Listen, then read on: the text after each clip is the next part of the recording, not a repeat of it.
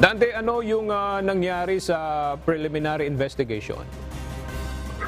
Yes, Aga, katatapos lamang noon ang isinagawang preliminary investigation at kanina nga yung pagsisimula nitong pagdinig ng piskalya sa mga reklamo laban kay Negros Oriental 3rd District Representative Arnold Teves Jr.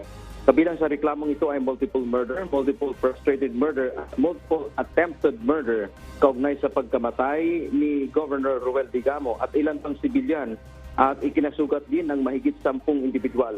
Mayroon rin mga tauhan ng National Bureau of Investigation o NBI na nagdala sa mga akusado kanina sa pagpatay kay Digamo. Ayon sa abogado ng mga Digamo na si Attorney Livito Baligod, pinakukumpirma ng piskalya sa mga akusado na nag-recant o binawi ang kanilang salaysay ang kanilang recantation pero hindi umano makapagdesisyon ang mga ito.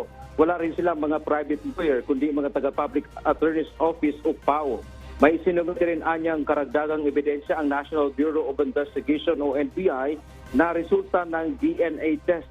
Nag-match o tumugma ang mga ito sa DNA sample ng tatlong akusado na nakuha sa ginamit na sasakyan ng paslangin si Governor Digamo. Kaya paniwala ni Attorney Baligod, kahit nag-recant o binawi ng mga ito ang kanilang testimonya o pag-amin sa krimen, ay maaari pa silang i-prosecute ng Department of Justice. Yan muna ang ating update mula sa Maynila. Balik sa iyo, Aga.